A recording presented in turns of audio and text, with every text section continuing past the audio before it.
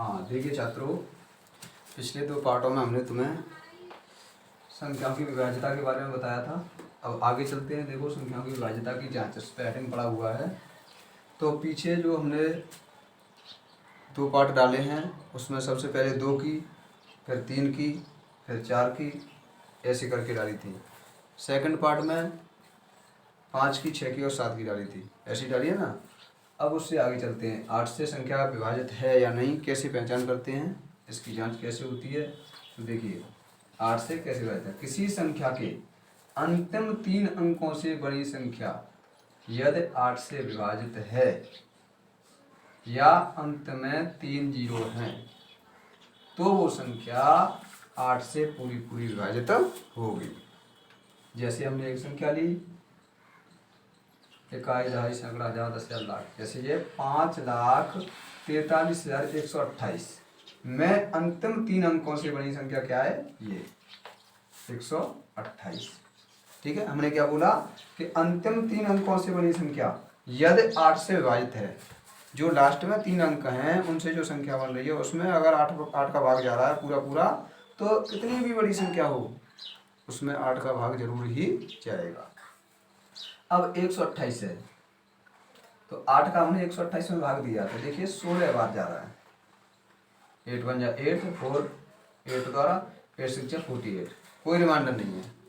Reminder न बचने का मतलब ये है कि पूरा पूरा हमारा भाग इसमें जा रहा है।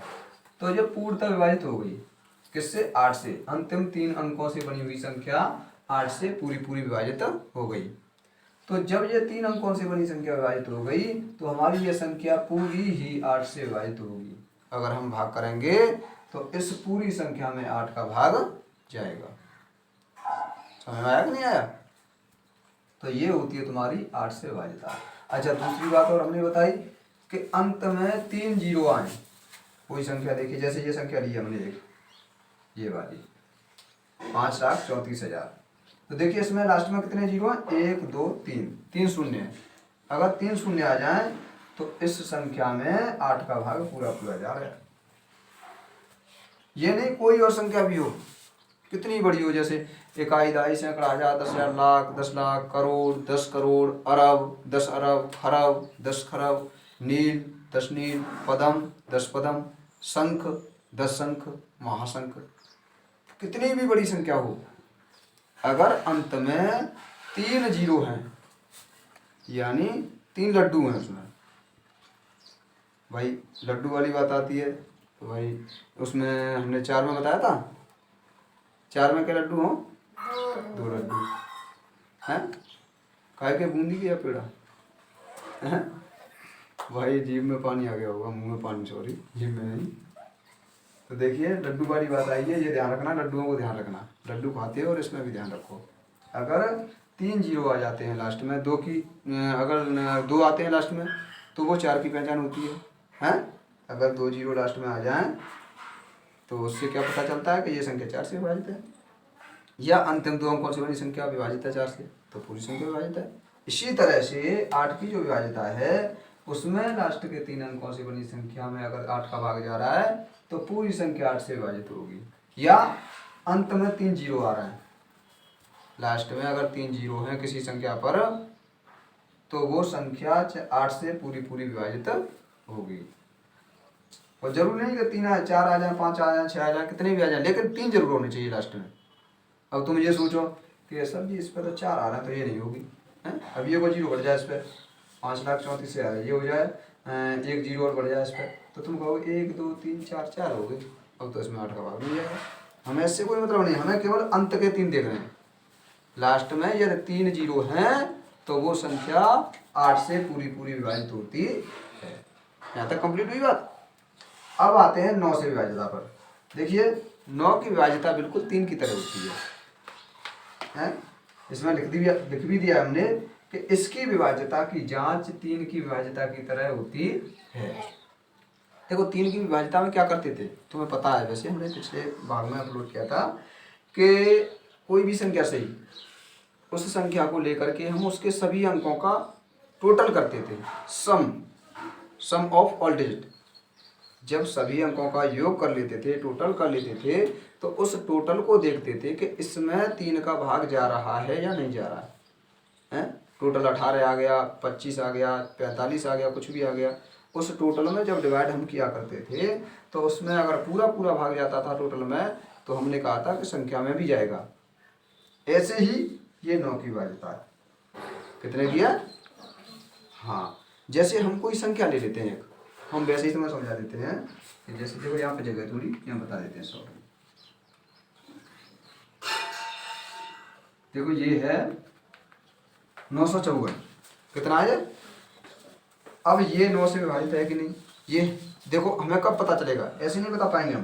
पहले इसके अंक आइए अलग अलग, 9 + 5 + 4, ये जोड़े 9 और 5 14, 14 और 4 18, हमारे पास कितना आया? 18, यानी 18। अब 9 का भाग दे के देखो उसमें, 9 का भाग दो, 9 बन जा 9, 9 2 जा, यानी 9 का डिवाइड इसमें 2 टाइम जा रहा है, तो हमारी ये संख्या टोटल डिवाइड हो गया, तो ये संख्या भी जो हमने मानी है, ये लिखी है 954, ये भी 9 से पूरी तरह से विभाजित होगी। ऐसे 3 की करते थे हम, है? अगर 3 की बात आती है तो 9 की जगह 3 का भाग देके देखते इसमें, 3 6 18 6 हो जाता है। तो कुल मिलाकर के 9 की और तुम्हारी 3 की जो विभाज्यता की जांच है वो एक जैसी है, समझ रहे ना। अब आते हैं 10 से विभाज्यता। ये तो बहुत सरल है। देखिए संख्या को देखो, जिस संख्या के अंत में 0 हो तो वह संख्या 10 से पूर्णतः विभाजित होती है। तुमने 10 का टेबल देखा है? 10 के टेबल में 0 0 आते हैं, कोई संख्या आएगी उस पर 0 आएगा। 10 बन जा 0 आ रहा, 10 2 जा 20 0 आ रहा, 10 3 जा 30, 10 4 जा 40, 10 5 जा 50, 10 6 जा 60, 10 7 जा 70, 10 8 जा 80, 10 9 जा 90, 10 10 जा 100, सब पे 0 आ रहा है। तो कहने का मतलब ये है कि अगर कोई संख्या 10 से विभाजित होगी तो उसके पीछे का अंक देख लो कि लास्ट में 0 आ रहा है कि नहीं आ रहा है। अगर 0 है तो 10 का उसमें भाग जा रहा है, और अगर 0 के अलावा कोई और अंक है 1 से 9 तक का, तो 10 का भाग उसमें पूरा पूरा नहीं जाएगा। जैसे ये संख्या दी है 520 है, तो इसमें 0 आ रहा है कि नहीं आ रहा है? विभाजित है। 970 है, 0 आ रहा है? विभाजित है। 8540 है, 0 आ रहा है कि नहीं आ रहा है? तो विभाजित है। और जरूरी नहीं है कि 0 आए, तो भी 0 आ सकते हैं। जैसे ये 520 है, तो एक और 0 बढ़ा दें इसमें, 5200 कर दें तो भी जाएगा भाई, एक तो आ ही रहा है ना पीछे, हमें केवल एक 0 देखना है। वैसे कितने भी आ जाए कोई दिक्कत नहीं है, लेकिन एक जरूर होना चाहिए। अगर एक 0 है लास्ट में, बिल्कुल अंत में, ये नहीं कि बीच में संख्या में देख लो कि बीच संख्या में यहाँ पे आ जाए और तुमने सोचा कि 0 आ रहा है इसमें, तो लास्ट में अंत में होना चाहिए, तो वो संख्या 10 से पूरी तरह विभाजित होगी। एक बार देखो रिपीट करा देते हैं। देखो 2 की विभाज्यता हमने बताई कि संख्या के अंत में 0 2 4 6 8 इनमें से कोई अंक आ जाए तो 2 से पूरी विभाजित। 3 की बताई कि अंकों का टोटल कर लो, संख्या के अंक दिए हैं उनका टोटल कर लो, अगर टोटल में भाग जा रहा है 3 का तो पूरी संख्या में भाग जाएगा।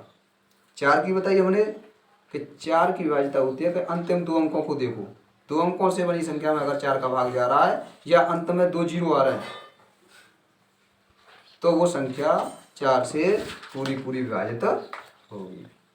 5 की बताई लास्ट में 5 या 0 आए। 6 की बताई जो संख्या 3 से और 2 से विभाजित होती है वो 6 से भी होती है।